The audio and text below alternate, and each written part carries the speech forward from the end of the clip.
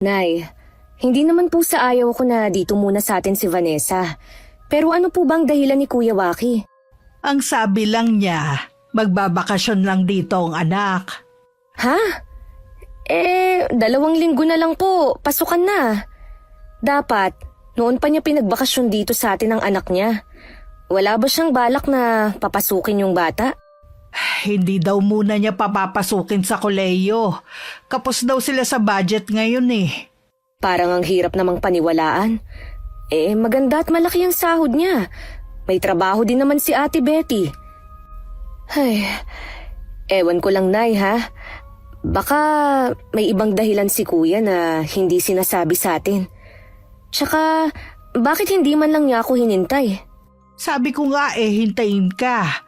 Nagmamadali daw siya dahil may pasok pa sa trabaho. Panggabi yata siya ngayon linggong to eh. Nasaan na po ngayon si Vanessa? Doon ko muna siya pinapunta sa kwarto ng ama niya nung binata pa. Mukhang napagod sa biyahe kaya sabi ko magpahinga na muna. Sana hindi siya manibago dito sa atin. Alam niyo naman na probinsya pa rin ang lugar natin eh. Nag-usap naman daw sila mag-ama bago niya dinala dito ang anak. Sumang-ayon naman daw. Mamaya ko na lang siguro siya kakausapin. Susunduin ko po muna si Axel sa eskwelahan. Dumaan na rin po pala ako kanina sa palengke para bumili ng ulam natin. Ako na lang magluluto niyan. Sige na, lumakad ka na. Hello, Miss Gwen. Ako si Melanie. May asawa at isang anak. Isa rin po ako sa taga-subaybay ng inyong channel. Madalas po na mag-isa lang ako sa bahay namin dahil malayo ang trabaho ng aking asawa. At gabi na siya nakakauwi. Habang ang anak ko naman ay maghapon sa university. Dahil sa pakikinig ko sa magagandang kwento sa inyong channel, naiibsan po nito ang pagkainip ko. Hanggang nagdesisyon na rin po ako na ibahagi ang karanasan ko na may kinalaman sa kulam. Gising ka na pala, Apo. Gusto mo bang magmerienda muna? Ano pong meron? May puto dito na binili ng tiya Melanie mo. Hindi po kasi ako kumakain ng puto eh. Humihilab po kasi ang tiyan ko. Wala na po bang iba, La? Ano bang gusto mo? Bibili ako sa tindahan. Ano po ba yung niluluto nyo? Magsisigang ako ng baboy para sa hapunan natin. Hihintayin ko na lang po yan. Paborito ko po kasi yan eh. O sige. Sinilip nga pala kita kanina. Ang sarap ng tulog mo ah. Presko po kasi ang hangin kaya nakatulog ako. Apo. Totoo ba na hindi ka mag-aaral ngayong pasukan? Yun po ang sabi ni Papa. Sayang naman ang 1 taon kung titigil ka. Anong taon mo na ba sa kolehiyo ngayon? Lola, kakatapos ko lang po ng senior high. Ha? Di ba 20 anyos ka na? Opo, ilang beses po kasi akong bumagsak kaya ngayon lang nakatapos. Siguro napabarkada ka kaya napabayaan mo ang pag-aaral, no? Ganun na nga po, Lola. Siguro hindi na rin po ako mag-aaral kahit kailan. Mas maigi pa rin kung makapagtapos ka. Iba kasi kapag meron kang diploma eh. Kung ayaw naman po ng mga magulang ko, anong magagawa ko? Ang importante lang sa kanila ang 2 ko pang kapatid. Sila daw kasi ang lalaki ang magtataguyod ng pamilya kaya tama lang na silang magtapos. Samantalang ako naman daw mag-aasawa lang at mapipirmi na lang sa bahay.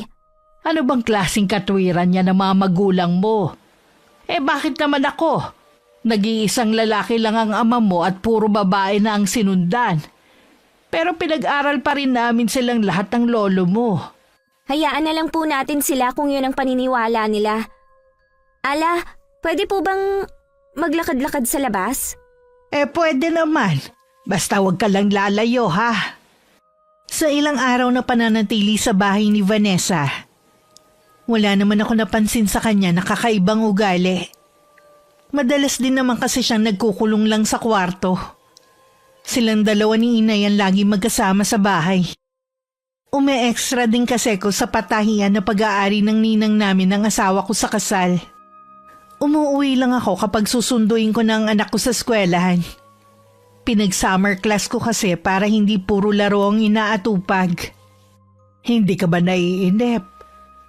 Bakit hindi ka lumabas at makipagkaibigan sa mga taga rito? Lumalabas naman po ako sa umaga. Hindi ko lang po gusto ang mga tao dito sa inyo. Parang ang dudungis pong tingnan ng mga bata, pati yung mga kaidaran ko. Nagulat nga po ako na yung kaedad kong kapitbahay natin may anak na pala. Simple lang kasi ang mga taga rito. Yung mga sinasabi mo na madudungis, sila yung mga tumutulong sa mga magulang nila sa pagsasaka. Kaya pala may putik ang mga paa at kamay nila. Palakaibigan naman sila pero ayoko po sa kanila. Gusto mo bang magtrabaho? Pwede kong kausapin ang tiya Melanie mo. Sa patahian po ba? Hindi naman ako marunong manahi Hindi lang naman pananahi ang ginagawa dun Sige po, Lola. Para kahit papano may magawa naman ako dito. Naubos ko na po kasing basahin lahat ng dala kong magazine. Pag uwi ng tiya Melanie mo, sasabihin ko sa kanya na gusto mong pumasok sa patahian. Lola, tumawag na ba si Papa sa inyo? Hindi pa Namimiss mo na ba ang pamilya mo? Siyempre naman po. Buong buhay ko silang kasama tapos bigla na lang nila akong ilalayo. Kapag tumawag, sasabihin ko na namimiss mo na sila. Malay mo pauwiin ka na doon. Malabo po yan, Lola. Baka dito na lang ako habang buhay. Ha? Akala ko ba magbabakasyon ka lang? Nagsinungaling lang po si Papa sa inyo. Bakit naman niya yung gagawin? Hindi ko po alam. Kapag po tumawag si Papa, sabihin niyo na lang na masaya ako dito. Sige. Sana nga tumawag siya. Marami din kasi kung gustong itanong sa kanya Kahit sa edad na 65, nagtatrabaho pa rin si inay sa lupa ng pamilya kasama ang ilan naming kamag-anak. May ilan din kaming alagang kambing na siya rin na nagsusuga sa bukid. Maliban pa dun, marunong ding manggamot si inay ng mga sinasapian ng espiritu. Pinaglalaruan ng mga elemento at maging ng kulam o barang. Kaya tuwing meron nagkakasakit sa barangay namin o karatig lugar, siya agad ang pinapatawag. Marami nga nagsasabi na mas bata tingnan si inay sa tunay niyang edad. Hindi pa kasi ganun kakulubot ang balat niya at wala pang ganong puti ang mahaba niyang buhok. Minsang umuwi ako galing sa pagsundo. Nakita ko siyang parang malalim ang iniisip habang nakaupo sa tumba-tumba. Nung lumapit sa kanya ang anak ko para magmano, tsaka lang niya napansin ang pagdating namin. May dinaramdam po ba kayo, Nay? Wala naman. Bakit mo na itanong? Paano po kasi? Nadatnan ko kayong tulala dyan. Iniisip ko lang na pag-usapan namin magkakapatid na ibenta na ang lupa sa silangan. Puro na kasi kaming matatandang nag-aasikaso Nasa pag-uusap naman po nyo yan Kung ano ba ang makakabuti. Gusto din kasi ng mga pinsan mo na mapakinabangan na ng mga magulang ang pera sa lupa habang malakas pa. May punto rin naman po sila.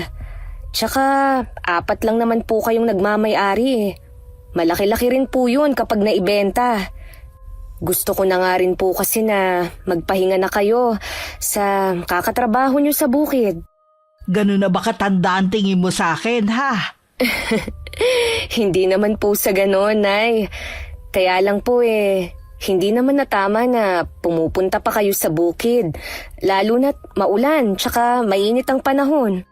Paano naman kasi wala naman sa inyo ang gusto mag-asikaso? Nakakaya naman ko ipapaubaya ako sa mga kapatid ko at mga pamangkin. Tapos pare-pareho ang partihan.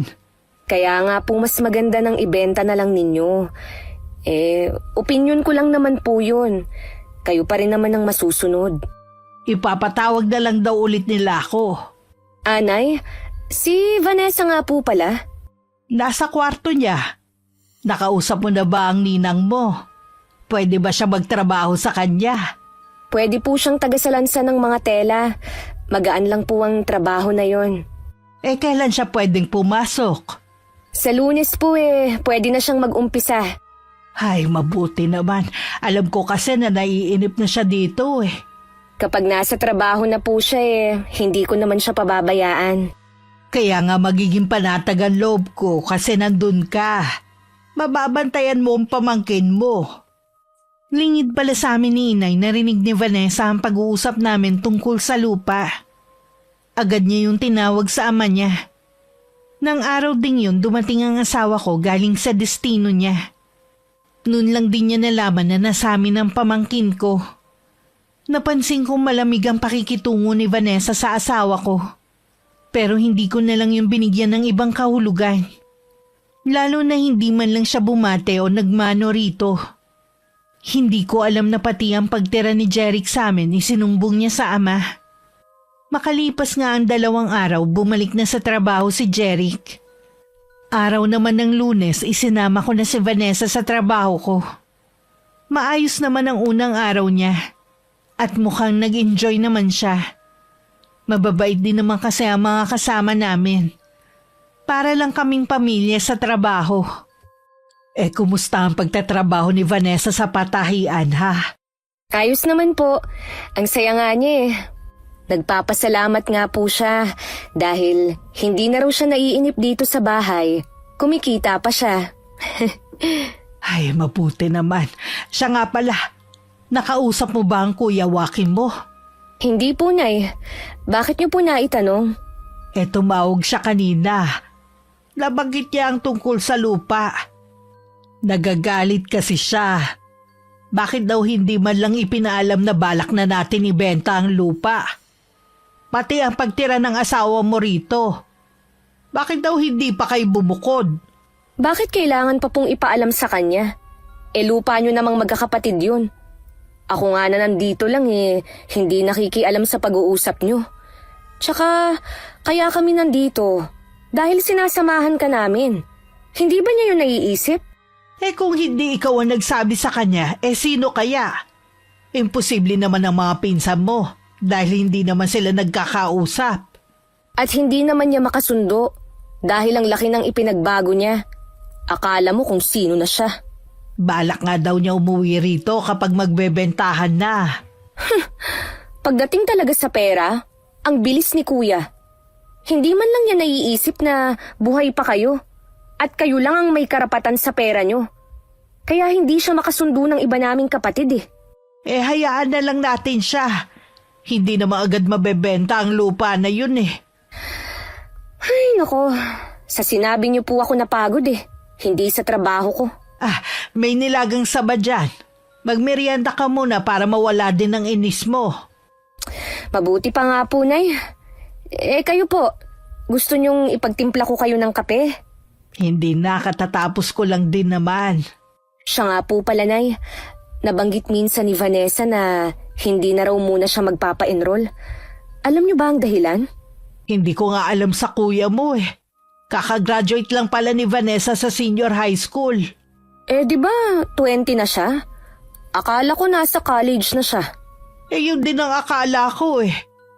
Napabayaan daw kasi ang pag-aaral dahil napabarkada. Baka yun ang dahilan ng ama para hindi mo na siya pag-aralin. Sayang nga lang ang taon . May pera naman sila. Hindi ko talaga maintindihan ng kapatid mo. Sa tingin ko po, may mas malalim pa pong dahilan na hindi natin alam. Tuwing linggo walang trabaho sa patahian.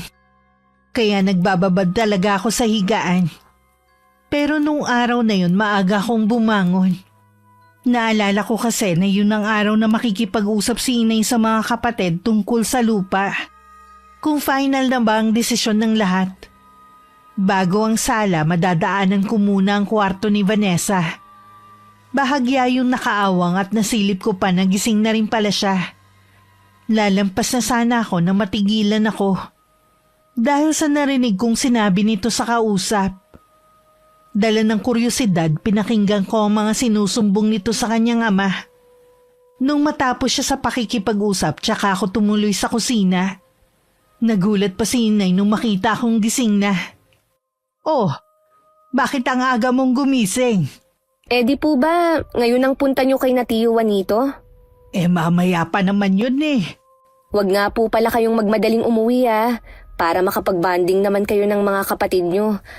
Mula po kasi nung mapilay si Tio Juanito lagi na siyang napirmi sa bahay nila Bihira na kayong magkita. Mabuti po doon gagawin ang pag-uusap nyo. Oo nga Gising na kaya si Vanessa? Opo, Nay. Nadaanan ko po siyang may kausap. Bala ko kasi siyang isama para makilala naman niya ang mga pinsan niya. Kung ako po, Nay, wag nyo na lang siyang isama pa.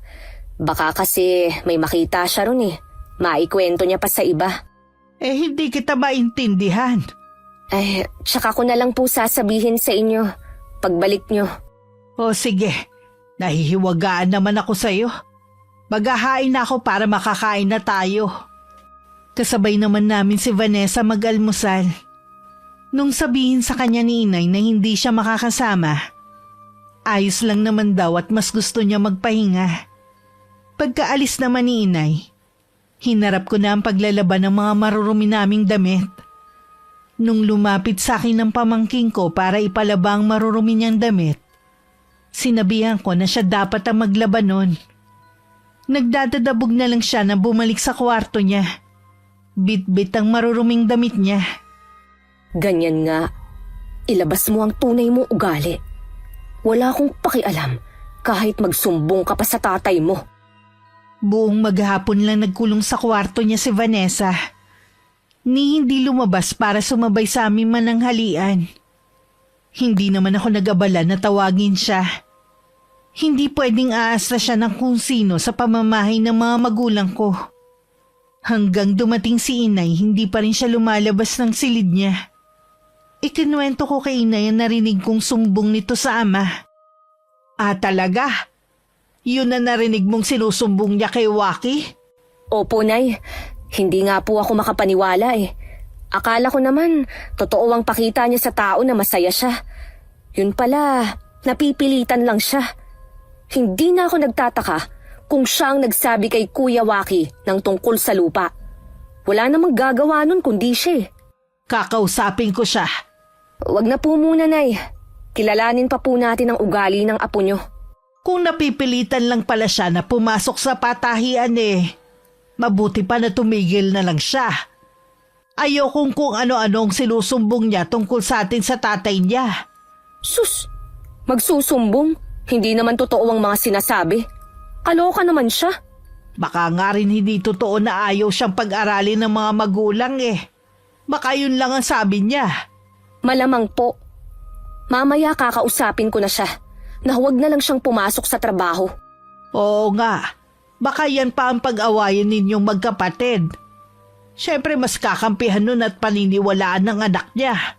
Tsaka po may ugali din ang apo nyo. Hindi lang ako pumayag na labhan ng mga marurumi niyang damit. Pinagdabugan na ako. Aba, hindi ko to palalampasin. Tawagin mo siya para makausap ko. Ipinatawag ko na lang sa anak ko si Vanessa. Hinintay namin siya ni Inay sa sala. Ilang sandali lang dumating naman ito at parang hiyang-hiya ang itsura. Hindi rin siya makatingin sa akin ng diretsyo. Ako naman naiinis pa rin dahil sa kabila ng kabutihan na ipinakita ko. Pinagdabugan pa niya ako. Alam mo na siguro kung bakit kita pinatawag. Dahil po ba sa pakiusap ko kay Tia Melanie na isama na rin ang mga marurumi kong damit sa nilalabhan niya kanina? Hindi lang yun. Bakit kailangan mo pa siyang pagdabugan? Hindi po yan totoo, Lola. Siya nga po itong nagsungit Oo, sinungitan kita dahil hindi tama na utusan mo ko na labhan ng mga damit mo. Tsahin mo ko, Vanessa, pero ako pa ang inuutusan mo? Pagkatapos, anong ginawa mo? Nagdadadabog kang umalis. Hindi po yan totoo. Bakit ko naman po yun gagawin? Tia Melanie, bakit ka ba ganyan sa akin? Huwag kang magdrama dyan. Lalo mong pinapainit ang ulo ko Ako pa talaga ang pinalalabas mong masama. O siya, tama na ang pagtatalo ninyo. Huwag na sanang maulit ang bagay na to, ha? Ikaw, Vanessa, matuto ka sanang makisama. Hindi lang dito, kahit saan ka pa pumunta. Importante yon para lahat ay makasundo mo. Ako po, Lola. Siya nga pala, kung napapagod ka ng magtrabaho sa patahian, pwede ka nang tumigil. Wala namang kaso sa amin ng inay kung wala kang ambag dito sa bahay. Hindi namin kailangan ng sahod mo. Masaya naman po ako sa patahian. Gusto ko rin na may sarili akong pera. Ayaw lang kasi namin na may masabi ang papa mo. Baka isipin niya pinapahirapan ka namin dito. Samantalang pagbabakasyon ang ipinunta mo rito. Huwag po kayong mag-alala. Wala namang alam ang mga magulang ko na nagtatrabaho ako sa patahian. O sige na, bumalik ka na muna sa kwarto mo. Ipapatawag na lang kita kapag maghahapunan na tayo. Sige po, Lola. Tia Melanie, sa kwarto lang po ako. Sinungaling naman siya. Kapag inulit pa niya, kakausapin ko ng kapatid mo. Naiintindihan naman kita sa ikinagagalit mo. Mas matanda ka. Ikaw na lang ang umintindi. Hindi naman kasi natin alam ang naging buhay niya sa kanila eh. Gusto ko nga pong kausapin si Kuya Waki. May gusto lang akong linawin sa kanya. Nagkaroon tuloy ng parang pader sa pagitan namin ni Vanessa. Naiilang na rin siya sa akin at hindi na sumasabay sa pagpasok sa patahian. Madalas na nauuna siya dahil idinadaan ko pa ang anak ko sa eskwelahan. Isang beses na pumasok ako, iba ang tingin ng mga kasamahan ko sa trabaho. Kahit masaya ko silang binate, tipid ng ngiti lang ang iginanti nila. Tahimik na rin sila at hindi katulad dati na laging may bagong kwento sa akin. Tanging si Chris lang ang hindi nagbago ang pakitungo sa akin. Nung hindi na siya makatiis, sinabi na niya ang dahilan ng panlalamig sa akin ng mga kasama ko. Dahil sa pamangkin ko. Kung ano-ano daw ang isinumbong nito sa mga kasama namin. Tanging siya at si Ninang lang ang hindi nauto ng pamangkin ko. Para akong sasabog sa inis. Pinayuhan lang ako nito na huminahon. Mukha daw kasing sinadya yun ni Vanessa para maging masama ako. Pagdating sa bahay, sinabi ko yun kay Inay. Hindi ko po alam kung ano ba ang problema niya sa akin. May ugali nga ang batang yon. Kahit unang tapak pa lang niya sa bahay natin eh. Alam kong mawawala ang katahimikan sa bahay na to. Kapag po tumawag sa inyo si Kuya Waki, sunduin na niya kamo ang anak niya dito. Sakit ng ulo lang naman. Gusto ko nga talagang kausapin ng kuya mo para klaruhin kung hanggang kailan ang bakasyon ng anak niya. Kapag nandito po ang apo niyo, huwag tayong mag-uusap ng pwede niyang isumbong kay Kuya. Sigurado po kasi na tayo ang masama sa kwento niya. Susubukan ko makipaglapit sa kanya. Baka meron siya problema na hindi natin alam. Kayo po ang bahala. Ako kasi natabangan na sa kanya eh. Kilala niyo naman ako na mabait sa mga pamangkin ko. Pero siya kasi, iba ang ugali. Kaya hindi niyo rin ako masisisi. Alam ko naman. Ang hiling ko lang habaan mo pa ang pasensya mo. Tuluyan na nga lumayo sa akin ng mga kasama ko sa trabaho. Hindi ako makapaniwalang mas pinaniniwalaan pa nila ang pamangkin ko kaysa sa akin na matagal na nilang nakasama. Sabi ni Chris parang sanay na daw manira ng kapwa si Vanessa. Dahil laging idinadaan sa iyak. Sinubukan din daw siyang lapitan ng dalaga pero umiwas agad siya. Pinagbantaan pa raw siya nito na may gagawin para matanggal sa trabaho. Dahil araw ng sahod, namili muna ako ng baon at ilang delata kaya ginabi na ako ng uwi. Nadatnan ko pang nag-uusap si Jeric at Vanessa. Nang makita nga ako ng pamangking ko, agad siyang tumalilis ng alis.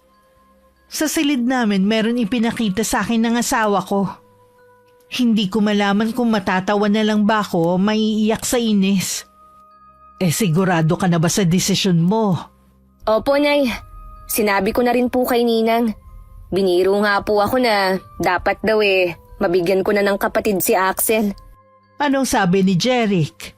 Siya nga po ang nagkumbinsi sa akin Mabuti na lang po, hindi na paniwala ni Vanessa ang asawa ko sa mga sumbong niya. Hindi talaga dahil kilala ka ng asawa mo. Hindi pala alam ni Vanessa na pinsa mo si Chris at binabae yun kaya malabo ang sinasabi niya na may relasyon kayo. Sabi pa po ni Jeric, doon po muna kami sa mga magulang niya. Mas mabuti raw po kasi na umiwas na lang Ayaw naman daw po niya kasi na magkaroon sila ng hindi pagkakaunawaan ni Kuya Waki nang dahil sa anak nito. Tinatawagan ko nga si Waki Hindi naman kasi sumasagot. Sa isang linggo po luluwas kaming mag-anak. Nagyayaya po kasi si Axel sa ama na mamasyal naman kami. Doon po sa may theme park na paborito niya. Ayun, pinagbigyan naman po ni Jeric. Dadaan na lang po ako sa kanila. Mabuti po na makausap ko na siya ng personal. Mabuti pa nga siguro. Alam ko na nagtitimpi ka lang sa pamangkin mo. Habaan mo pa sana ang pasensya mo. Baka nga may pinagdadaanan lang si Vanessa at kailangan ng pangunawa. Yan na nga lang po ang iniisip ko Dahil kung hindi, baka nakalbo ko na po ang apo nyo. Nung lumuwas kami, sinabi ko kay Inay na hindi kami makakauwi kundi kinabukasan pa. Pagkatapos ng pamamasyal naming mag-anak at pagkain sa labas, pinuntahan namin ang bahay ni Kuya Waki. Pero wala siya ron. Tanging ang hipag ko lang ang naroon at siya ang nakausap namin. Hindi rin siya pumayag na bumalik agad si Vanessa sa bahay nila. Para bang ipinaubayan na niya sa amin ang pagdidisiplina sa anak nila. Samantala, mukha namang maamong tupa si Vanessa habang kaharap si Inay. Nagtataka kasi siya kung bakit sila lang ang naghahapunan. Lola, hindi pa po ba dumarating sina Tia Melanie? Bukas pa sila uuwi dito. Ganun po ba? Lola, ano po ang dahilan ni Tia Melanie ng pag-alis niya sa patahian? Hindi mo ba alam? Hindi po Pinatigil na siya ng asawa dahil sa sumbong mo. Lola, totoo naman po ang nakikita ko. Ayoko lang po na pagtakpan siya sa mali niyang ginagawa. Binalaan ko na po siya na tigilan na, pero hindi siya nakikinig sa akin. Ako pa ang pinalalabas niyang masama at gumagawa ng kwento. Hindi lang ako, marami kaming nakakita sa pagiging malapit nila ni Chris. Kung tutuusin, pwede nang pumasa na nakababata niyang kapatid to Totoo namang malapit silang dalawa ni Chris Dati nga tumira pa siya dito sa bahay namin. Maaga kasing naulila si Chris sa magulang. Kaya kami nang itinuring niyang pangalawang magulang. Malapit pala siya sa inyo, tapos ganun ang gagawin niya? Hindi ba siya nandidiri nun? Binata naman siya, dapat naghanap na lang siya ng dalaga. Pamangkin si Chris ng nasira kong asawa. Malapit talaga sila sa isa't isa ni Melanie. At siya din ang naging daan para magkakilalang anak ko at si Jeric. Kaya hanggang ngayon wala pa rin siyang asawa dahil bakla siya. Hindi niya type ang mga babae. Po? Ibig pong sabihin wala talaga silang relasyon?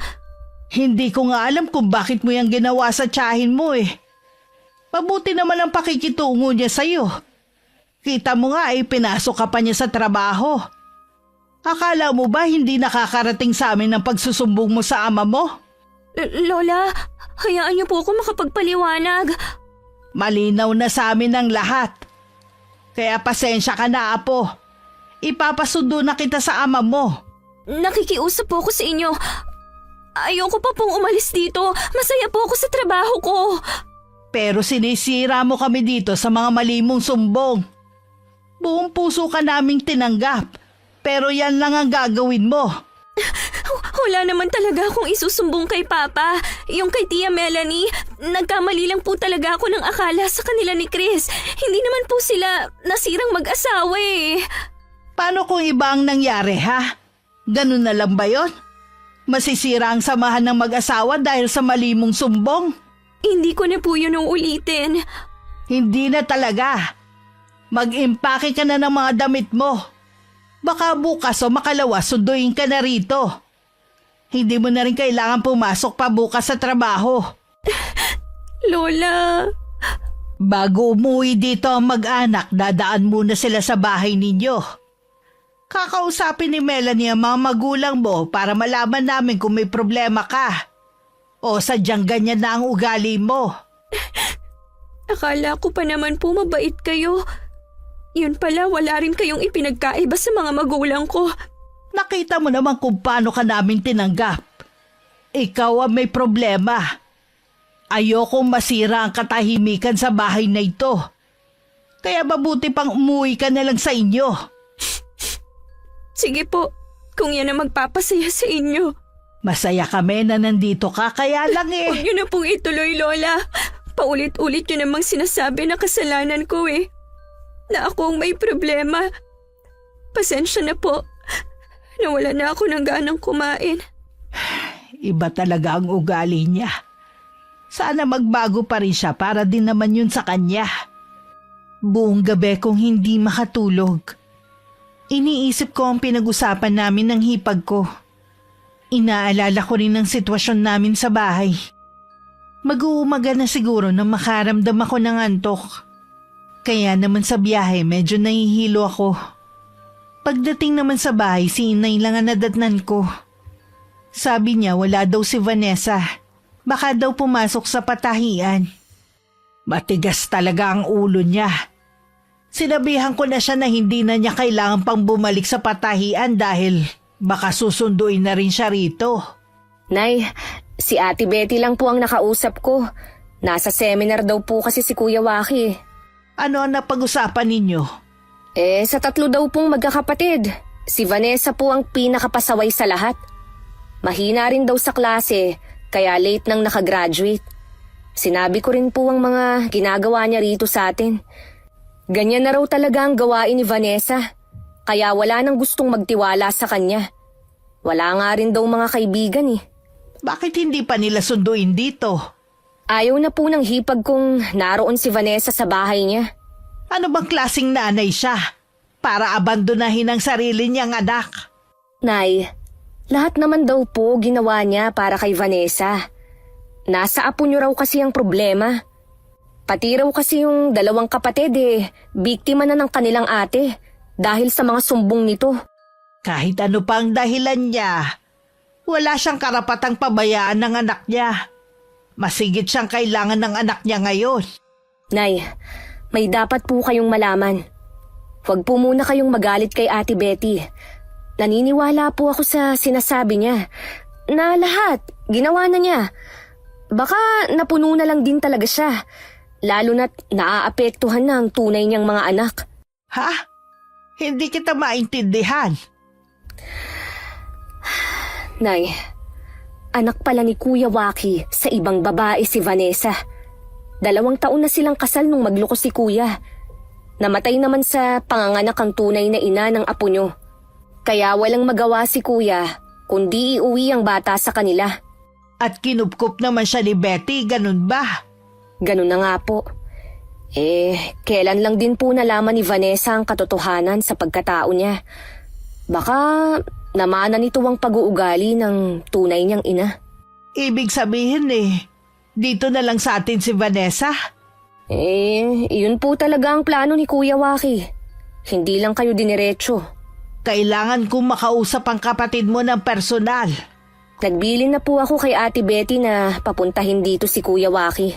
Kung sakali ba na mananatili dito ang pamangkin mo ayos lang ba sa'yo? Kung magtatagal siya rito, dapat pong baguhin niya ang ugali niya. Kakausapin ko ulit si Vanessa. Tama nga ang hinala ni Inay na pumasok ng araw na yun si Vanessa. Dahil siya mismo ang nagkumpirma. Gusto sana siyang kausapin ni Inay na silang 2 lang pero hindi ako pumayag. Kaya kaming 3 ang magkakaharap. Nakayuko lang nun ang pamangkin ko at ayaw niyang salubungin ang mga mata namin. Alam na namin ng totoo kung bakit ka dito dinala ng papa mo. Nakausap ni Tia Melanie mo ang mama mo. Minahal at itinuring ka naman palang anak ni Ate Betty. Lahat ibinigay niya sa'yo. Ikaw nga talagang may problema. Kapag umalis ka dito sa amin, may iba ka pa bang mapupuntahan? Sa tingin niyo po ba dito ako dadalhin ng ama ko kung may iba pa siyang pagdadalhan sa akin? Talaga bang hindi mo aayusin ang pagsagot mo? Lola mo ang kausap mo. Nakaimpake na naman po ang mga gamit. Aalis na lang po ako. Hindi kita pwedeng payagan na umalis. Kung mismong papa mo ang pupunta dito para sunduin ka, tsaka lang ako papayag. Kung ano man ang mangyari sa'yo, pananagutan namin. Wala na nga pong ibang pagdadalhan sa akin ng papa. Kaya ako na lang pong maghahanap ng sarili kong titirhan. Akala mo naman kaya mo na ang sarili mo. Wala ka pang napapatunayan Wala naman akong magagawa kundi kayanin Kung hindi ka sana gumawa ng kalokohan dito sa bahay namin, sana hindi tayo nagkakagulo ngayon. Oo na! Ano, masaya ka na ba ha? Kating-kati ka nang marinig yan Oh, tingnan mo nga yung pagsagot-sagot mo. Hoy, hindi mo kami pinapalamon dito ha. Sampid ka lang sa bahay na to at kami ang nagpapakain sa'yo. Hindi ko naman yun nakakalimutan. Hindi mo kailangang isumbat pa. Kaya siguro napuno na sa'yo ang nanay mo dahil ganyan ka sumagot. Hindi ko siya nanay. Alam mo yan, dahil siya mismo ang nagsabi sa'yo. Huwag mo sanang kakalimutan na siya ang nag-alaga at nagmahal sa'yo mula nang mamatay ang tunay mong ina. Wala kang utang na loob. Kung talagang mahal niya ako, hindi sana niya ako pinaalis sa bahay niya. Kasi nga, dyan sa ugali mo. Tama na, Melanie. Alam nyo, mabuti panay, paalisin nyo na lang siya rito. Bahala na siyang magpalaboy-laboy sa lansangan. Melanie, pamangkin mo pa rin siya. Paano mo maatim na paalisin siya rito? Sa tingin ko, hindi na po siya magbabago. Kahit anong pakiusap natin sa kanya. Ang mabuti pa puntahan mo na lang ang mag-ama mo. Ako na ang bahalang kumausap sa apo ko. Bahala na nga po kayo. Iha, gusto mo bang tumira rito? Opo. Kung ganun kailangan mong baguhin ang ugali mo. Yan din kasi ang pwedeng magpahamak sa'yo Gagawin ko po lahat. Huwag niyo lang akong paalisin dito. Sige, ako na ang bahala kay Tia Melanie mo. Maraming salamat po, Lola. Nung malaman ko ang naging desisyon ni Inay na pailing na lang ako, may bahagi pa rin sa akin na nagagalit dahil sa mga ginawa ng pamangkin ko. Naaawa din ako sa kanya lalo na nang malaman ko na patay na pala ang tunay niyang ina. Lumalabas tuloy na para siyang ampon. Kahit tunay naman niyang ama si Kuya Waki, hindi rin siya umalis sa patahian. Ako naman sa bahay lang. Minsan naiisip kong masarap din pala ang nasa bahay lang, kahit nakakainit. Si nanay madalas nasa bahay ng kapatid na panganay. Habang lumilipas kasi ang mga araw, humihina na ang kuya niya. Kaya nagmamadali na rin silang maibenta ang lupa para naman mapakinabangan ito bago siya pumanaw. Sabi nga ng tiyong mo kanina, kahit hindi na raw mapakinabangan ng pera sa lupa niya, wag lang kami papayag na baratin. Hahayaan na lang daw niya na mapakinabangan ng asawa at mga anak. Mas sinaalala po niya ang maiiwan. Oo nga. Sa tingin ko naman handa na naman siya sa pwedeng mangyari. Kahit na po, magiging masakit pa rin po sa pamilya niya kung sakaling mawawala na siya. Sa lahat ng mga kapatid ko, si Kuya Juanito talaga ang pinakababait sa lahat. Mula noon kami laging ang iniisip niya. Sana bigyan pa siya ng panibagong lakas para mabuhay ng mahaba. Siya nga pala, dumating na ba si Vanessa? Wala pa po, baka nag-overtime. Masama pa rin ba ang loob mo dahil hindi ko siya pinaalis? Hindi na po, Nay. Naisip ko na bigyan pa siya ng isa pang pagkakataon para magbago. Salamat, Iha. Alam ko lalambot din ang puso mo sa kanya. Hindi nga ako nagkamali. Pamangkin ko pa rin siya. Hindi po pwedeng pabayaan ko na lang siyang mapahamak. Salamat naman na linawan ka na rin. Alam ko namang mas magiging matimbang pa rin sa'yo ang dugo. Alam kong nahihiya sa akin ng pamangkin ko. Kaya hanggang ngayon umiiwas pa rin siya sa akin. Kahit siya ang may kasalanan, ako na lang din ang nagpakumbaba at unang lumapit sa kanya. Sadya ko talagang hinintay siya sa may sala. Ilang sandali nga lang pumasok na siya ng bahay. Bahagya pa siyang natigilan na makita kong nakaupo sa sofa at nakatingin sa kanya. Akma na sana siyang tatalikod nang tawagin ko. Hindi habang buhay ay pwede mo akong iwasan. Nasa iisang bahay lang tayo. Gusto mo bang habang buhay na lang tayong magkakailangan, ha? Ano po bang kailangan niyo sa akin? Gusto ko sana na magkaayos na tayo. Tingin ko kasi hindi ka nababalikan ng iyong ama. Ang laki po ng nagawa kong kasalanan sa inyo. Magagawa niyo pa po ba akong patawarin? Oo naman, Vanessa. Hindi kami pinalaki ng mga magulang namin para magtanim ng galit sa kapwa. Bagkus, magpatawad. Kahit gaano pa kalaki ang naging pagkakasala sa amin. Pangako po, magbabago na ako. Ang totoo niyan, masaya po ako dito. Sa inyo ko lang po naramdaman ang tunay na pagmamahal at pagmamalasakit. Huwag mo lang sabihin. Gawin mo habang hindi pa huli ang lahat. Para din naman sa iyo ang sinasabi namin ni nanay eh. Opo, para po sa inyo ni Lola, ay gagawin ko. Siya nga pala, nag-usap kami ng inay tungkol sa'yo. Mas gusto kasi namin na mag-aral ka kesa magtrabaho sa patahian. Sinabihan na po ako dati ni Papa na hindi na ako makakapag-aral. Total naman daw walang pumapasok sa utak ko. Ay nako, yan talagang ama mo. Imbis na hikayatin ka, namintas pa eh. Siya rin naman nung nag-aaral eh, mahina rin ang utak. Late na rin kaya siyang nagtapos. Pinilit lang talaga siya ng mga magulang namin dahil nag-iisa siyang lalaki at panganay pa. Talaga po? Wala kasing nababanggit si Papa. Siyempre, kahihiyan yun sa parte niya. Ay nako, sigurado ako, hindi rin alam yun ni Ate Betty. Baka hindi rin po magbigay ng panggastos ko si Papa. Hindi rin po ako makakapag-aral. Kami na ang bahala ni Inay sa pag-aaral mo. Gusto namin na may diploma ka na ipagmamalaki balang araw. Nakakaiyak ba ang sinabi ko? O baka ayaw mo talagang mag-aral? Pasensya na po. Hindi ko lang po mapigilan. Naiiyak po kasi ako. Gusto ko talagang mag-aral.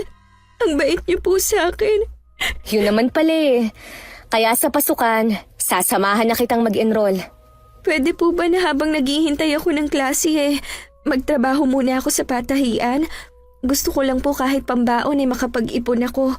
O sige, wala namang problema yon. Nagulat pa ako nung biglang yumakap sa akin ng pamangking ko habang umiiyak.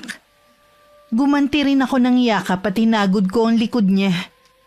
Alam kong tuluyan na nabuwag ng mga oras na yun ang pader na namamagitan sa amin.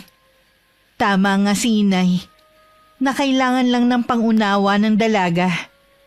Pwedeng pinaparamdam sa kanila dati na wala siyang halaga kaya nagre-rebelde. Masaya naman ang Inay dahil sa wakas nagkabati na kaming dalawa. May magandang balita rin sa kapatid niya. Bumubuti na daw ang lagay nito. Hindi ko na rin ulit tinangkang tawagan ng kapatid mo mula nang patayan niya ako ng cellphone. Bahala siya kung gusto niyang dalawin ng anak niya rito. Pumunta na lang siya. Wala naman talagang pakialam si Kuya Waki. Palibhasa kasi, sunod-sunuran din siya sa asawa niya. Dahil mas may kaya yun sa buhay. Ganun na nga. Mga apo ko nga lang sa kanya ang hindi ko nakikita at nakakasama Si Vanessa kailan lang niya dinala rito. Kaya nga po naisip ko na rin na kupkupin na lang si Vanessa. Maiba nga pala ako. Nabalitaan mo na ba yung tungkol sa pinsan mong si Chris? Ano po ang tungkol sa kanya? Nakaalitan daw ni Gigi. Yung pamangkin ni Aling Lumet. Si Giselle po ba ang tinutukoy niyo? Ang alam ko po, sa Maynila yung nagtatrabaho May 1 linggo na daw yung nakabalik dito sa atin. Ano po kaya ang dahilan ng pag-aaway nila? Sabi dahil daw sa lalaki. Inaagaw daw ni Chris yung nobyo ni Giselle. Kausapin mo nga ang pinsan mong yun. Pambihira talagang baklang yun. Pinapayuhan ko naman yun na huwag nang lalandi dito sa lugar natin dahil masyado pa rin konserbatibo ang mga taga rito. Makikinig na yun sa'yo dahil nagkaproblema na. Hindi po yun nagpaparamdam sa akin kasi alam niyang masisermonan ko siya. Natatakot yun Puntahan mo na lang sa kanila. Sige po, ngayon ko na pupuntahan sa kanila. Ibiniling ko na lang ang anak ko kay Inay. Baka kasi magtagal ako sa bahay ng pinsan ko na may kalayuan din sa amin. Pero pagdating ko dun, wala siya at sarado ang buong bahay. Sabi ng kapitbahay na napagtanungan ko, umalis daw kasama si Jasper. Ang lalaking tinutukoy ng Ale ay ang nobyo nga ni Giselle. Mukha nga may namamagitan sa dalawa.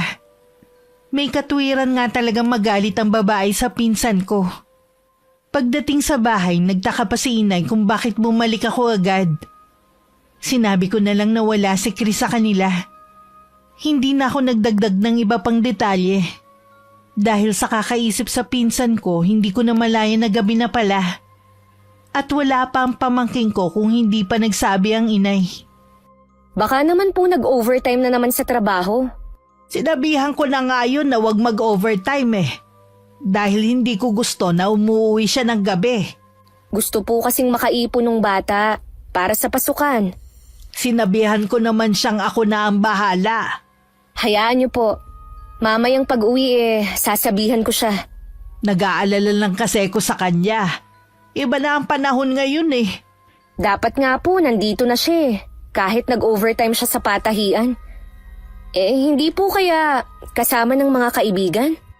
Tumatawag yun sa akin kapag naiimbita ng mga kaibigan. Kung sa bagay nga, nagpapaalam din yun sa akin sa umaga bago pumasok Lalabas na nga po muna ako. Oh, may humintong tricycle sa tapat natin. Baka siya na ang sakay. Oo nga po, Nay. Siya na nga po. Nung makapasok sa bahay, agad na nagmano sa amin si Vanessa. Napansin ko na parang mailap ang mga mata niya at para siyang balisa. Nung sulyapan ko ang mga kamay niya, bahagya pa yung nanginginig. Magtatanong na sana ako nang maunahan ako ni inay. Bakit ngayon ka lang? Pasensya na po, Lola. Nag-overtime po kasi ako Di ba sabi ko na sa'yo, ayokong umuwi ka ng gabi. Last na po itong mag-overtime ako. Nangihinayang lang po kasi ako. Huwag mo nang isipin ang tungkol sa gagastusin mo sa pag-aaral. Kami na ang bahala dun. Nakakahiya naman po kasi. Apo kita, hindi mo kailangan mahiya. Sige na, magbihis ka na at kakain na tayo ng hapunan. Sige po, Lola. Parang may kakaiba sa kanya. Napansin ko na para siyang takot. Saan naman kaya siya natatakot? May nangyari kaya sa patahian? Siya lang ang makakasagot sa bagay na yan. Habang naghahapunan nga kami, wala naman kaming napunang kakaiba sa kinikilos ni Vanessa. Baka pagod lang siya sa trabaho. Hindi naman kasi biro na sa edad niyang yun nagtatrabaho na. Kinabukasan naman bumalik ulit ako sa bahay ng pinsan ko. Wala pa rin siya sa kanila. Sabi ulit tong aling kapitbahay niya, hindi pa raw umuwi mula kahapon. Habang naglalakad pa uwi, sinubukan kong tawagan si Chris. Pero puro ring lang. Nasaan ka ba kasing bakla ka? Pinag-aalala mo na ako Bakit naman kasi ayaw pang tumira sa bahay? Kesa naman na mag-isa ka lang sa tinutuluyan mo. Ang bigat ng pakiramdam ko ng mga oras na yun. Kesa sumakay ng tricycle, naglakad na lang ako pauwi sa amin. Malapit na ako sa bahay nung makita ko sa di kalayuan sina Jasper at Giselle. Seryoso ang mga yun habang nag-uusap. Ewan ko ba, bigla akong kinabahan na hindi ko maintindihan. Nang mapatingin sila sa gawi ko, para sila nakakita ng multo. Mabilis silang sumakay ng motor at umalis. Napapakamot na lang ako sa ulo habang sinusundan ko sila ng tingin. Pagdating sa bahay, hinarap ko na lang ang paglilinis ng kwarto namin. Dahil darating ng araw na yun ang asawa ko. Gusto kasi nun laging bago ang sapin at punda ng mga unan. Nung dumating nga si Jeric, sandali ko nakalimutan ang pinsan ko. Hindi ko na rin nagawa ang balak ko sanang pagtatanong kay Vanessa kung nakita niya ba ito sa patahian. Saktong 4 na araw, isang masamang balita ang nakarating sa amin. Natagpuan daw ang katawan ng pinsan ko sa isang abandonadong bahay. Nadiskubre daw ang bangkay nito dahil sa masangsang na amoy. Chris! Chris! Sinong gumawa nito sa'yo? Bakit? Sana masinanap kita nung hindi kita nakita sa inyo. Matindi ang galit ng taong gumawa nito sa kanya. Sa dami ng tinamo niyang saksak sa mukha at ibang parte ng katawan, hindi na halos makilala si Chris. Kilala ng mga taga rito na mabait ang pinsan ko. Wala siyang nakakaaway na kahit sino. Malibang kay Giselle. Siya lang ang may motibo pero hindi naman niya siguro yung magagawa. Sabi ng mga pulis baka daw pagnanakaw ang dahilan. Lalo na nawawala ang mabahaling relo at kwintas ng pinsan mo. Maging ang wallet niya. Kailangang mabigyan ng hustisya ang pagkamatay ni Chris. Hindi niya dapat sinapit ang ganong kamatayan. Wala naman siyang inaagrabyado na kahit na sino. Inimbita nga daw sa presinto si Jasper Sabi kasi ng kapitbahay ng pinsan mo, siya ang huling nakita niyang kasama ito. Kaya lang pinauwi din.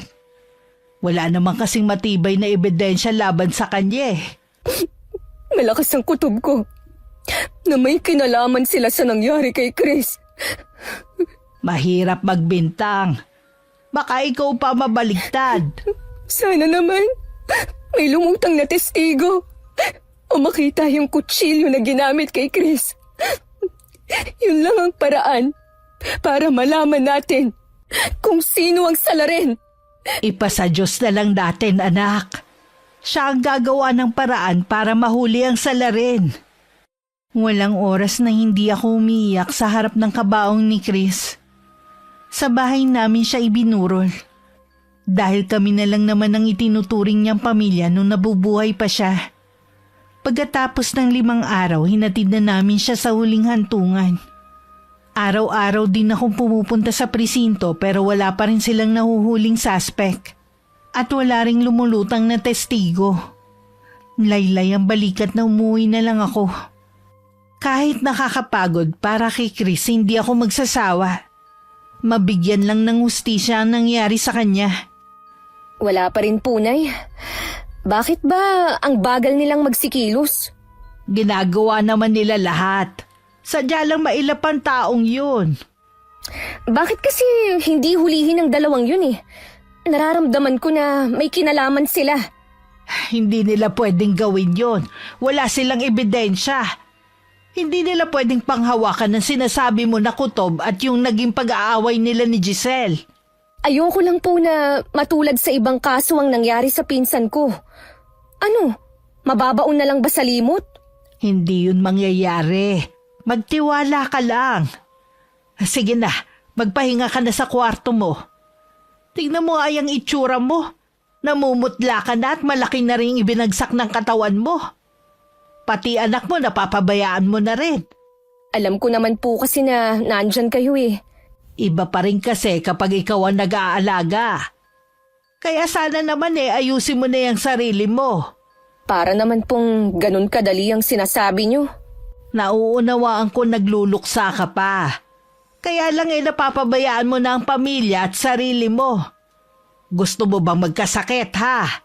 Siyempre, ayoko po na Hindi ko naman gusto na maging pabigat pa sa inyo. Yun naman pala Kaya sumunod ka na lang sa akin.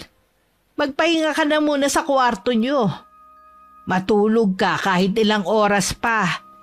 Bawiin mo ang mga nawalang lakas mo nitong mga nagdaang araw. Para hindi na lang humaba ang usapan, sinunod ko na lang si Inay. Akala ko hindi ako makakatulog. Pero paglapat pa lang ng likod ko sa higaan, para na akong hinihele sa antok hanggang mapahimbing na rin ako. Samantala ng mga oras na yun, hindi rin mapakali ang pamangkin ko. Lingid kasi sa amin ni Inay. Siya ang testigo sa pagkamatay ng pinsan ko. Mula nang masaksihan niya ang krimen, hindi na siya makatulog sa gabi at makakain ng maayos. Dahil abala nga ako sa pagdadalamhati, hindi ko na siya nabibigyan ng pansin. Dahil pakiramdam ni Vanessa kahit saan siya tumingin, nakikita niya ang pinsan ko. Isang desisyon ang nabuo sa kanya. Ano? Bakit biglaan naman yung desisyon mo? Pasensya na po, Lola. Gusto ko na po talagang umalis sa lugar na to. Magtapat ka nga sa akin, Apo. May nangyari ba sa'yo sa patahian? May sinabi ba sa'yo ang tiya Melanie mo? Nitong mga huling araw kasi laging mainit ang ulo niya. Maayos po ang trabaho ko sa patahian. Wala rin pong ginagawang masama si Tia Melanie sa akin. Awang-awa na nga po ako sa kanya eh. Kung ganon, anong dahilan mo bakit gusto mo nang umalis dito sa bahay? Hindi ko po kayang sabihin. Natatakot po ako. Ano bang kinatatakutan mo? Sorry po talaga, Lola. Hindi ko masasabi. Vanessa! Apaw, bumalik ka rito! Ano bang kinatatakutan niya? Madilim na sa labas ng bahay nang magising ako. Magaan na rin ang pakiramdam ko at nakakaramdam na rin ng gutom. Bumangon na ako at nagtungo sa kusina. Sa naaamoy kong niluluto ni inay, lalo kong nakaramdam ng gutom.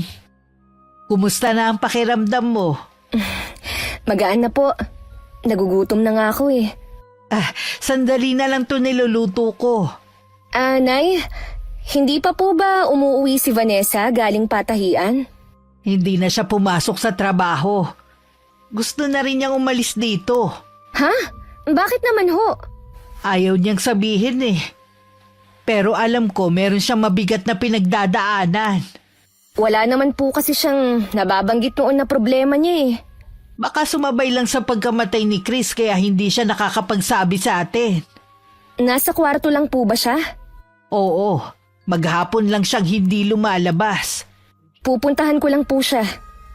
Hindi ko maiwasang makonsensya. Dahil may pinagdadaanan na pala ang pamangking ko, hindi ko pa alam. Mula nang magkasundo kami, naging malapit na kami sa isa't isa. Kahit yung maliliit na bagay sinasabi na niya sa akin. Kabisado ko na nga ang mga gusto niyang pagkain pati klase ng damit. Kaya kapag binibilhan ko siya dati alam ko na kahit hindi ako magtanong sa kanya. Nakailang katok din ako bago niya binuksan. Nakita ko na mamaga ang mga mata niya, tanda na umiyak siya. Sa higaan naroon ang mga damit at maleta niya. Totoo nga ang sabi ng inay na gusto mo nang umalis dito. Sorry po, Tia Melanie. Gusto ko naman po talaga dito. Kaya lang... Kaya lang ano? Bakit hindi mo sabihin ang problema mo? Wala naman po akong problema eh. Kilala na kita, Vanessa. Kaya hindi mo kailangang ipagkaila. Ano ba ang kinatatakutan mo? Wala po talaga. Wala ka sigurong tiwala sa akin. Kaya hindi mo gustong sabihin. Hindi naman po sa ganun. Kung aalis ka rito, saan ka naman pupunta? Paano ang mga plano natin? Makikiusap po ko kay Mama Betty na kung pwede na dun muna ako sa kanila. Sige, ikaw ang bahala. Tutal naman malaki ka na. Alam mo na ang tamang desisyon. Tia Melanie, alam ko po na masama ang loob niyo sa akin. Sa maiksing panahon po, minahal ko na kayong higit sa isang ina. Kung ganun pala bakit mo kami iiwan ni inay? Alam mo bang masasaktan kami kapag umalis ka? Kung magtatagal pa po kasi ako, para na akong mababaliw sa takot. Sabihin mo sa akin kung ano ang kinatatakutan mo. Magtiwala ka lang. Poprotektahan kita. Tia Melanie, nakita ko po kung sinong pumatay sa pinsan niyong si Chris. Ano? Nasaksihan mo? Opo. Sa harap namin ni inay, sinalaysay ni Vanessa ang pangyayari nung gabing yun. Siya na lang daw ang naiwan sa patahian nun kaya nahirapan na siyang makasakay ng tricycle. Kaya naglakad-lakad na lang siya sa unahan hanggang makita niya si Chris na parang may hinihintay. Maya-maya lang daw dumating na si Jasper at Giselle. Dala lang daw ng kuryosidad kaya sinundan niya ang mga yun sa harap ng abandonadong bahay. Doon narinig niya nagkakagalit ang tatlo. Hanggang maglabas ng patalim si Giselle at walang habas na pinagsasaksak ang pinsan ko. Natulala lang daw nun si Jasper. Kahit hindi na daw gumagalaw ang pinsan ko, tuloy pa rin ang pananaksak dito. Alam ko po kung saan nila itinapon ang kutsilyo na ginamit nila. Sabi na nga ba tama talaga ang kutob ko na may kinalaman silang dalawa. Bakit ngayon mo lang to sinabi? Huwag ka magalit kay Vanessa. Natural lang na ganyan ang reaksyon niya. Kahit sino naman matatakot sa nasaksihan. Nagsasabi ka ba ng totoo, ha? Baka naman gawa-gawa mo lang ito. Nagsasabi po ako ng totoo. Baka mamaya kasi mapahiya lang tayo. Akala ko ba kinukutuban ka sa dalawang yun? Bakit ngayon nagdududa ka sa pamangkin mo? Lamang pa rin po kung may ebidensya tayo. Kapag napasa kamay na ng mga pulis ang patalim na ginamit, may ebidensya na sila. Mabibigyan na rin ng hustisya ang pinsan mo. Malaking tulong din ang pagtetestigo ni Vanessa. Kailangang marinig ng pulis ang mga sinabi mo sa amin. Ulitin mo sa kanila ang nasaksihan mo. Huwag ka matakot. Nandito lang kami para sa'yo. Hindi ka namin pababayaan. Dahil gabi na, kinabukasan na kami pumunta ng presinto. Nagbigay ng sinumpaang salaysay ang pamangking ko at saka pinuntahan ng lugar kung saan nangyari ang krimen. Nakuha sa balon ng patalim na ginamit na may bahid pa ng dugo. Naroon din ang damit na hinubad na kasamang itinapon doon. Nahuli naman ang magkasintahan. Agad na umamin si Jasper.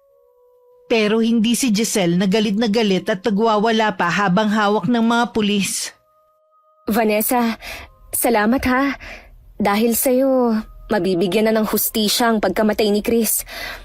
Patawarin mo sana ako kung pinagdudahan pa kita. Wala po yun.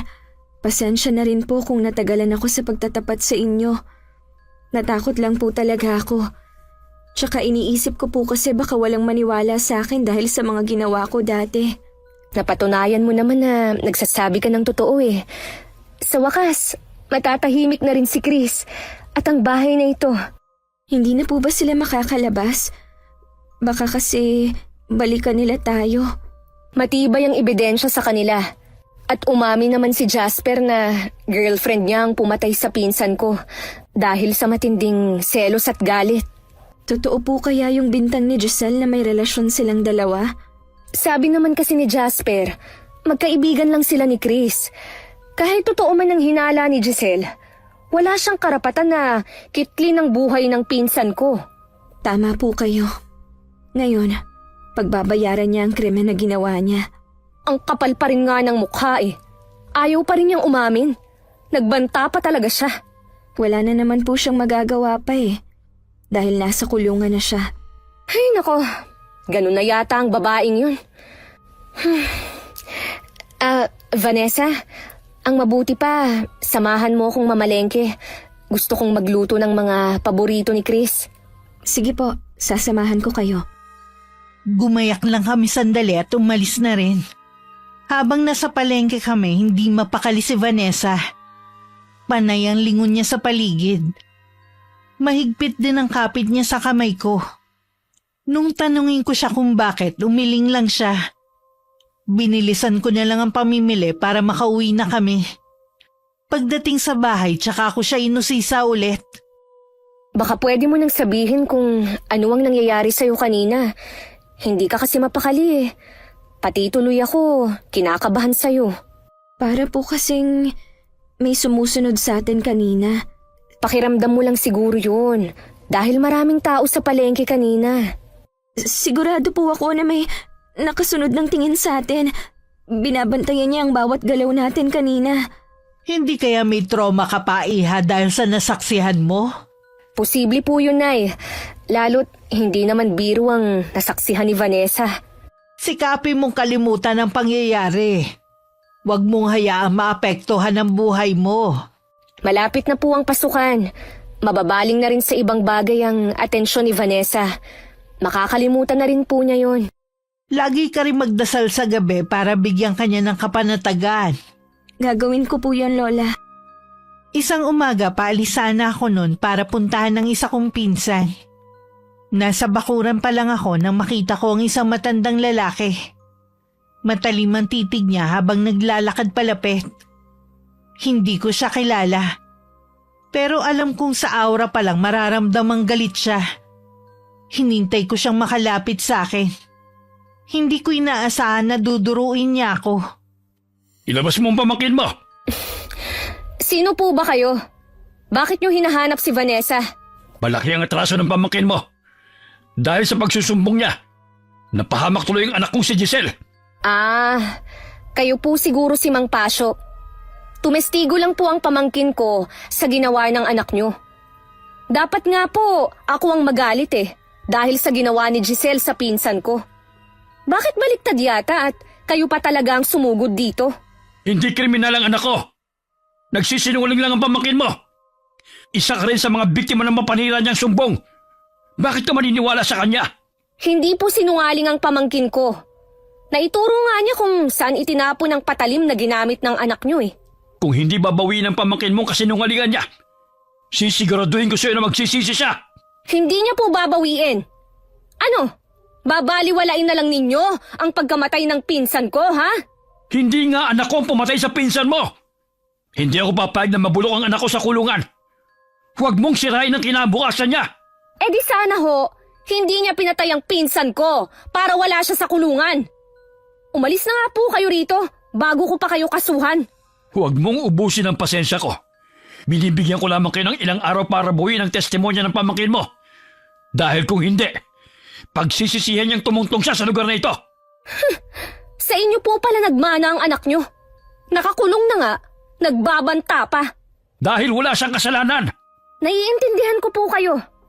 Bilang ama, mahirap tanggapin ang ginawa ni Giselle. Pero kinukonsinti niyo po siya sa mali niyang ginawa. Matigas ka ha? Magiging kasalanan mo kung ano man ang mangyari sa pamangkin mo. Matalim pang sinulya pa ni Mang Pasyo ang bahay bago naglakad palayo. Hindi na rin ako tumuloy umalis dahil mag-isa lang ang pamangkin ko sa bahay. Nag-aalala kung baka bumalik siya at manggulo ulit. Nang sumunod na araw, nabalitaan na lang namin na nagpakamatay si Giselle. Makailang ulit daw nitong inuuntog ang ulo sa pader bago pa ito malapitan ng mga bantay.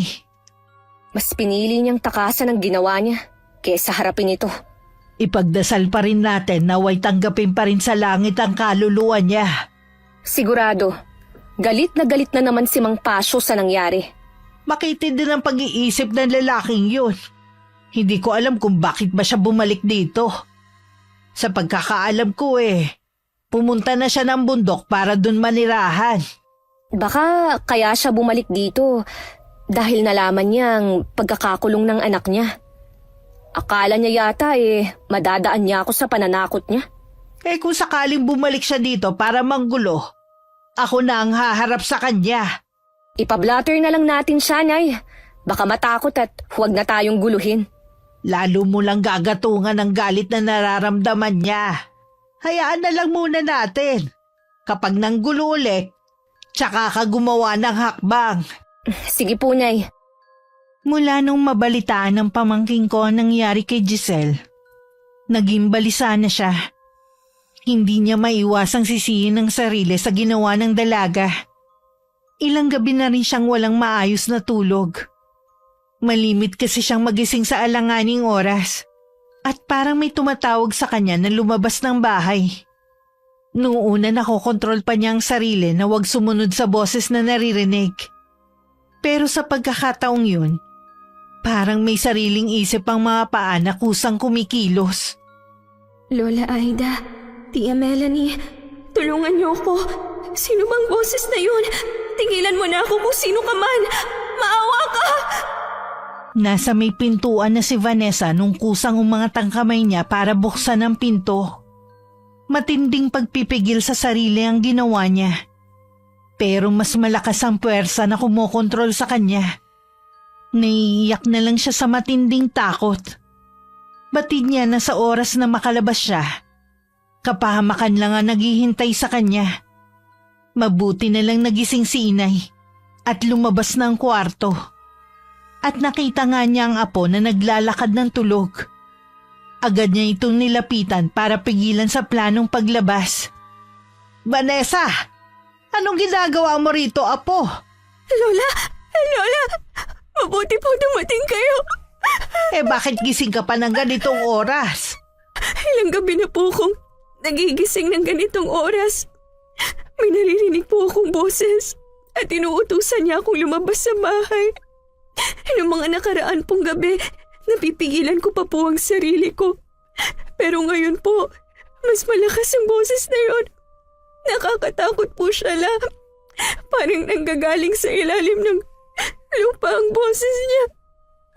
Mula ngayon, sa kwarto ko na ikaw matutulog para mabantayan kita. Huwag ka na umiyak. Halika na. Ayoko na pong matulog, Lola. Baka bumalik na naman ang boses na yon. Huwag ka matakot sa boses na yon. Akong bahala sa kanya. May pangontra ako para hindi mo siya marinig. Sino po kaya siya, Lola? Hindi ko alam, Iha. Pero gagawin ko lahat para malaman kung sinong gumagambala sa'yo. Salamat po, Lola. Mabuti na lang po nandyan kayo. Tinimplahan pa ni Inay ang apo ng gatas para kumalma. Nanginginig kasi ang buong katawan sa matinding takot. Nakatulog naman ulit ang pamangkin ko habang ang inay nakabantay lang dito. May hinala na rin siya kung ano nangyayari. Nang maliwanag na, tsaka lang bumangon si Inay. Naabutan na niya ako sa may kusina. Ngayon lang po kayo tinanghali ng gising Kanina pa akong hating gabi gising. Pinantayan ko lang si Vanessa habang natutulog. Sa kwarto ko siya at mahimbing pa rin ang tulog. May nangyari po ba kagabi? Nakita ko siya naglalakad ng tulog May boses na nag-uutos sa kanyang lumabas ng bahay. Sino ho kaya yun? Hindi ko pa alam. Pero nasisiguro ko na masama ang kanyang intensyon. Bakit ba hindi na matapos-tapos ang problema natin? Nakakapagod na. Huwag kang panghinaan ng loob sa mga dumarating na problema sa atin. Isipin mo na lang na pagsubok lang to sa atin para malaman kung gaano tayo katatag sa pananampalataya. Pasensya ka na, Nay, ha? Tao lang naman po ako na napapagod din. Lalo na si Vanessa. Ang bata pa niya para maranasan ng ganitong bagay. Hindi ko maiwasang sisihin si Kuya Waki sa nangyayari sa anak niya. Kung hindi sana niya pinabayaan hindi aabot sa ganito. Huwag mo nang sisihin ng kapatid mo. Nangyari na Tayo lang ngayon ang maaasahan ni Vanessa. Dahil sa ilang gabi ng puyat, tanghali nang nagising si Vanessa. Pinakain ko lang siya. Tapos sinimulan na ni Inay na tawasin siya. Baka meron kasing hindi namin kaurian nagkakagusto sa kanya. Pero hindi inaasahan ni Inay ang makikita sa kanyang tawas. Kitang-kita sa kanyang sindak. Hanggang matapos hindi siya nagsalita. Ano kaya ang nakita ni Lola sa tawas niya? Hindi ko alam Pero wag kang mag-alala. Magaling manggamot si Inay. Oo nga po. Mula nung hinilot niya ako, gumaan na ang pakiramdam ko. Huwag ka munang lalabas ng bahay hanggat walang sinasabi si Inay. Kapag hindi ako busy, pwede naman kitang samahan. Opo. Sa palagay niyo po kaya, parusa na to sa akin? Hindi Grabe ka naman magsalita. Meron nga mas matindi pa ang nagagawang kasalanan. Hindi naman napaparusahan. Nagbago naman na ako. Bakit nangyayari pa to sa atin? Vanessa, huwag mo kasing isipin na parusa yan sa'yo. Kahit sino naman nakakaranas ng mga pagsubok sa buhay. Pero hindi naman po pangkaraniwan ang nangyayari sa akin Mahirap ipaliwanag kung saan nanggagaling ang boses na naririnig ko. Si Inay na ang bahala. Mamayang gabi, wala ka nang maririnig na boses. Makakatulog ka na ng mahimbing. Dahil malaki ang tiwala ko kay Inay, akala ko nagamot na niya si Vanessa. Kaya ganun na lang ang gulat namin nung muli na naman siyang naglakad ng tulog. Gising nun si Inay. At nakita niyang bumangon ng apo at lumabas ng kwarto. Parang nakagapos ang paa at kamay niya na hindi siya makakilos. Kahit anong tawag niya sa pangalan ng pamangking ko, hindi siya naririnig. Naalimpungatan naman ako at nakita ko ngang bukas ang pinto ng sala. Dali-dali akong lumabas. Nakita ko si Vanessa sa gitna ng kalsada at may paparating na truck. Mabilis ko siyang nilapitan at saka hinila. Magpapakamatay ka ba, ha? Tia Melanie, anong ginagawa ko dito? Naglakad ka na naman ng tunog. Mabuti na lang, nagising ako sa malakas na pagtawag sa'yo ni Inay. Mabuti pa! Pumasok na tayo sa loob ng bahay. Wala po kong maalala. Sa loob na lang ng bahay tayo mag-usap. Pinauna ko nang pumasok ang pamangkin ko. Iginala ko muna ang mga mata ko sa paligid. Wala nang katao-tao sa daan. Ganoong oras kasi malalaking truck na may kargang bato at buhangin ang dumadaan. Nang masigurong wala namang tao, tsaka na ako pumasok sa loob. Naabutan ko pang nakayakap ang pamangkin ko kay inay. Mabuti nagising ka, anak. Hindi ko kasi maikilos sa buo kong katawan eh. Muntik na nga pong mahagip ng truck ang apo nyo eh. Buti na lang, nahila ko siya agad. Hindi pangkaraniwan ang gumagambala kay Vanessa. Ano po ba ang tawag sa nangyayari sa kanya? May kumukulam sa kanya. Walang masamang mangyayari sa'yo. Akong bahala. Lalabanan ko siya kahit anong mangyari. Iisang tao lang po ang naiisip ko na gagawa nito kay Vanessa. Wala na ngang iba. Kailangan ko siya makausap ng personal. Hindi na rin naman po siya bumalik dito eh. Alam niyo po ba kung saan nakatira si Mang Pasyo? Oo. Pupuntahan ko siya mamaya kapag lumiwanag na. Humigop lang na mainit na kape si inay bago siya lumakad. Gusto ko sana siyang samahan pero walang kasama sa bahay ang anak ko at pamangkin. Sumama kay inay ang pinsan kong lalaki na may kakayanan ding manggamot. Nasa dulo ng baryo namin ang bahay ni Mang Pasyo. Sinadya niya para walang makaalam sa ginagawa niyang pangungulam. Isang maliit na kubo ang nakita nila. Sinabihan lang ni inay na maiwan lang sa tricycle ang pinsan ko. At siya na ang bahalang humarap sa matandang lalaki. Lumabas ka sa kubo, Pasyo! Harapin mo ako! Bilib naman ako't pumunta ka pa rito. Pumasok ka sa munti kong tirahan. Ha! Ikaw ang lumabas dyan! Hindi ako mahina para kumagat sa patibong mo! Alam ko naman. Paano naman kung ikaw pala ang may patibong? Huwag ka mag-alala. Gusto ko lang makipag-usap sa iyo ng harapan. Ayoko na para akong baliw na nakikipag-usap sa kubo. Oh, nandito na ako sa labas. Sabihin mo na ang pakay mo. Sabihin mo kung anong gusto mo para bawiin lang ang sumpa sa apo ko. Ang buhay ni Giselle. Humiling ka na lang ng iba, wag lang yan. Alam mong imposibleng mabuhay ang patay. Kung ganon, imposible rin na gumaling pa ang apo mo. Buhay ang nawala sa akin. Dapat buhay din na maging kabayaran. Walang kasalanan ng apo ko. Nakapatay ang anak mo. Sana tinanggap mo na lang ang kapalaran niya. Nag-iisa ko lang na anak si Giselle. Paano na ako ngayon? Sino na mag-aalaga sa akin pagtanda ko? Kung naging mabuti ka lang sana, hindi mo iisipin ang pagtanda mo. Wala kang kakatakutan kahit mag-isa ka na lang. Wala akong pakialam kung ang tingin mo sa akin ay masama. Nakikiusap ako sa'yo, lubayan mo ng apo ko. Ako na lang ang parusahan mo. Hindi ko na rin mababawi ang sumpa na ginawa ko. Walang lunas sa kulam ang ginawa ko sa kanya. Baka sa mga oras na ito'y kumakalat na sa buong katawan ng apo mo ang lason. Oras na sumambulat yun. Wala ka na magagawa pa. Wala kang puso! Magulang ka rin. Naiintindihan mo dapat ang nararamdaman ko. Nauunawaan ko ang pagdadalamhati mo. Pero hindi mo ba naiisip kung bakit nagkaganon ang anak mo? Baka may kasalanan ka rin. Nasaan ka ng mga panahong lumalaki si Giselle? Nasa bundok ka. Kaya hindi mo nasubaybayan ang paglaki niya. Hindi mo siya tinuruan na maging mabuting tao. Umalis ka na. Pinakiusapan kita pero ayaw mo akong pakinggan.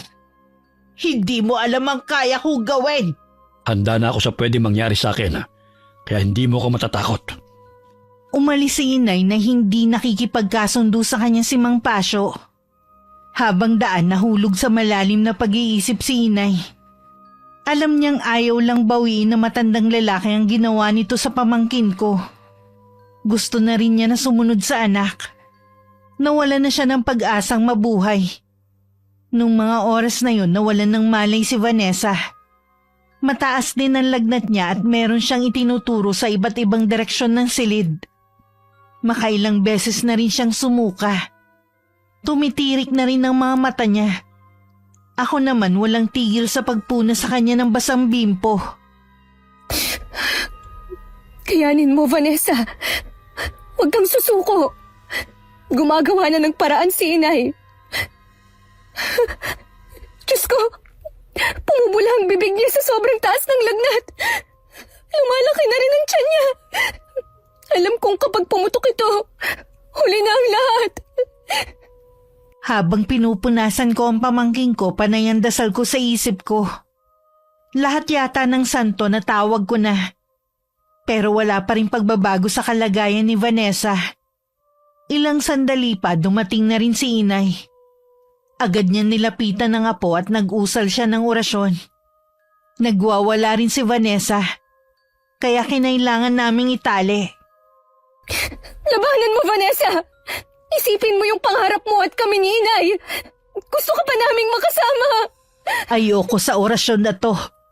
Pero ito na rin ang gusto ni Pasio para makasama na niya ang anak niya. Nay, iligtas niyo po si Vanessa. Oo anak, makakaligtas siya. Kasabay ng pag-usal ng Latin na orasyon, nagpatay sindi rin ng ilaw sa kwarto. Binalot din ng malamig na hangin ng buong silid. Napayakap na lang ako sa sarili. Hindi ko alam kung gaano katagal ang ginagawa ni inay pero parang may humigop ng lakas ko. Nagwawala na rin si Vanessa. Tingin ko hindi lang kulang ang nangyayari sa kanya, kundi parang may sumasapi na rin. Nag-iiba-iba na kasi ang boses niya. Vanessa! Nay, nawalan po siya ng malay. Tapos na. Nagawa kong talunin ang karunungang itim ni Pasio. Ibinalik ko sa kanya ang sumpang ibinigay niya kay Vanessa. Ibig sabihin, magaling na si Vanessa. Ay, salamat naman. Hayaan na lang muna natin siya. Magpapahinga rin muna ako. Maraming nawalang lakas sa akin eh. Namumutla po kayo, Nay. Ayos lang ba kayo? Oo naman. Ang inaalala ko si Pasio. Siguradong naghihintay na lang siya sa mga huling sandali niya. Yun din naman ang ginusto niya eh. Huwag na lang po muna kayong magsalita. Baka lalong maubos ang natitira niyong lakas. Pagkagising ng pamangking ko, parang nagdahilan lang siya. Walang bakas ng kahit anong pinagdaanan. Akala ko nga mawawala na siya sa amin. Nay! Nay, huwag niyo po muna kaming iwan. Huwag ka nga umiyak dyan, hindi pa naman ako mamamatay. 1 linggo na po kasi kayong nakaratay eh. Sorry po, Lola. Kung dahil sa akin ay napahama kayo, sana hinayaan niyo na lang ako. Hindi, Apo. Wala ka namang kasalanan eh. Ayos lang naman ako. Kaya wag na kayong mag-alala. Mawawala lang po ang pag-aalala namin kung makakatayo na kayo dyan. Salit-salita ng ginawa naming pag-aalaga kay inay. Hanggang manumbalik ang lakas niya. Siguro dahil sa dami ng mga nagamot na rin ni inay, sinisingil na siya. Mula nang gamutin niya si Vanessa, hindi na siya ganong kalakas. Mabilis na rin siyang mapagod. Magkaganon man, araw-araw ako nagpapasalamat na kasama pa rin namin siya hanggang ngayon. Narinig ko pong pinag-uusapan kanina sa may tindahan si Mang Pasio. Namatay na rin pala siya. Wala ka ng katatakutan dahil wala na siya. Magiging normal na ulit ang buhay mo. Salamat, Tia Melanie. Hindi niyo ako sinukuan ng lola. Malapit na ang pasukan. Mababaling na rin sa pag-aaral ang atensyon mo. Magiging mabuting estudyante ako para wala akong maapakan na kapwa ko. Pagbubutihin ko rin para hindi sayang ang pagpapaaral niyo sa akin. Tinupad nga ni Vanessa ang mga pangako niya sa amin. Kahit ang mga magulang niya nagulat sa malaking pagbabago sa kanya. Sa kasalukuyan, nakatapos na ng pag-aaral ang pamangkin ko at may maayos na trabaho. Habang sinusulat ko ito, nasa tabi ko siya para alam niya na kwento namin ang ipapadala ko sa inyo, Miss Gwen. Sana kapulutan ng aral ng mga nakikinig sa inyong channel ang kwento namin.